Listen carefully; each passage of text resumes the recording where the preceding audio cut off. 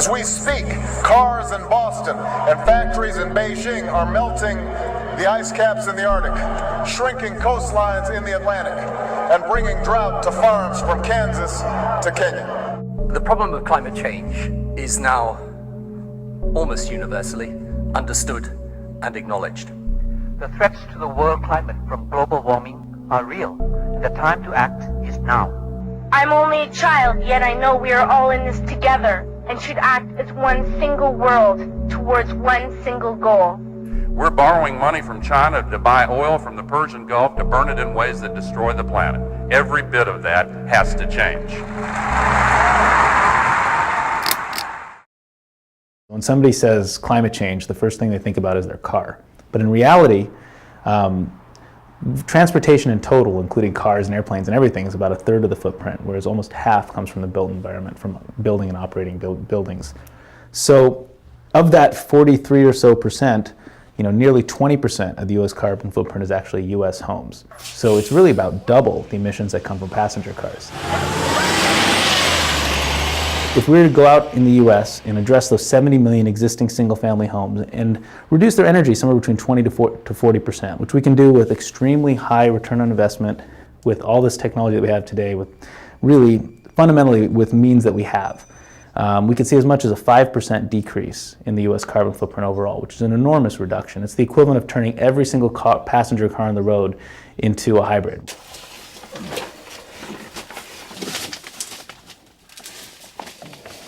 Our crews and our retrofitting teams are spending a lot of time in the crawl space, in the attic. These places are tight, they're dirty, they're smelly, and that's part of the job. We have great teams and support structure, but fundamentally, it's hard work in tight places. About 6 inches to my right, there's a foundation wall, and about 6 inches, or no, less than that, about 2 inches to my left is a pier. Part of the foundation, part of what's used to hold up the building. And I'm laying in about a 15-inch crawl space. It's things like air sealing the building, insulating the walls, fixing the leaky ductwork. In California, 30% of the air on average is lost at a leaky duct whenever you turn on your furnace. And overall, it's like 2.5% of the energy in the state. It's incredible. How that work is performed, using the correct tools and the correct equipment and being able to successfully install and commission these systems. At the end, that's actually what determines if they're going to work or not. And so it's really our retrofitting crews, their skills, their training is what in the end determines whether or not we're going to have success. My name is Eric Pearson. I've been in and out of construction mostly. I've done a lot of different jobs. I just had enough, and I figured, okay, the next company that I get involved with, it's got to be completely honest. It's got to be worthwhile. It's got to be rewarding. My name is Brian Bessold. Background is Bachelor's of Environmental Design and Architecture from CU Boulder. I've worked as a carpenter, home builder for 10 plus years. I like process thinking, I like being outside, I like putting materials together for the families whose homes we're working on, making their lives better. My name is Elodoro Goff. I moved here recently about 2 years ago. I'm actually from Belize. My best part of the job is coming into a home for the first time, seeing the people and interacting with the homeowners and stuff, and really at the end of the day, after accomplishing your job and your mission, feeling a great sense of happiness. My name is John Neal. I really love getting a call back from a client a month, 2 months down the road where they say, I no longer have this asthma problem that I had before, and my kids seem that much healthier, and our energy bills have gone down. And all of those experiences really touched me. My name is Thomas Kim. We know that we're saving people money. We know that we're improving the energy efficiency of homes, and we know that we're improving the comfort and indoor air quality as well. My name is Lucas Havlicek. I'm originally from Indiana. I spent most of my life doing some form of construction. When you come home and you realize that you're getting paid for this, that you're doing something good and you're getting paid, that's not something everybody can do. My name is Ryan Booth. I just keep it in mind that I'm a warrior, in the battle against climate change, on the front lines, in the trenches.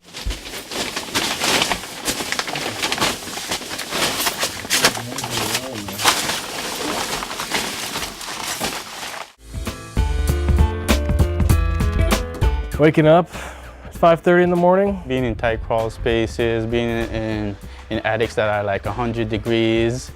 At the end of the day, you're just super tired and you still gotta maintain your focus.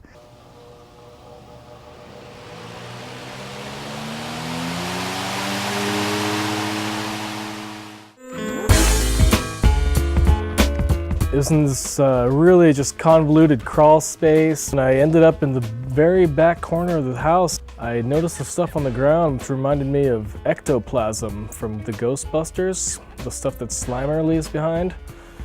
But it was maybe dry stuff, and it kind of freaked me out, grossed me out, and I thought there were ghosts there. I suppose the grossest thing I ever encountered is spray foam. I've had a can have the tip break off on me and had both my hands covered in it, and I went around looking homeless for about 3 days because I could not get it off. Dead, decomposing rats. I mean, you're up close and personal with this thing, and you know, it's kind of nice for the client if you can bag it and get it out of there. That's generally what we do, but yeah, you never get used to that. All right, so what do we got? Got 1200 on the blower door test. Okay. It looks like the isoning in the crawl space and the attic improved the numbers really well. You really have to have a good character, a good attitude to, you know, to what you're doing, and really appreciate the work that you're doing. You do have to have a really high tolerance for discomfort. We're a performance contractor, so everything that we do has to be top-notch. Fear of snakes, spiders, rats, couldn't bring themselves to roll around in rat feces trying to get something done that most people wouldn't want to. So it is definitely not for most people. We're very motivated as a company, you know, not just to go make some money, but also to really do something that supports the environment. And we're very mission driven. And we're trying to attract those people who really are an elite set in this industry.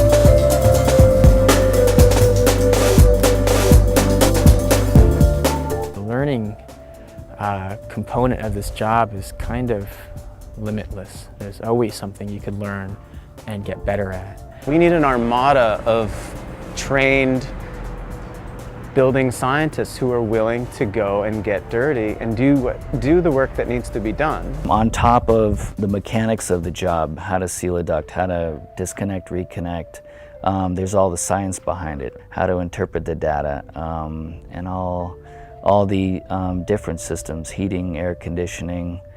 So yeah, it's definitely you know, a few minutes to learn and a lifetime to master. We have, what, 75 million homes in America?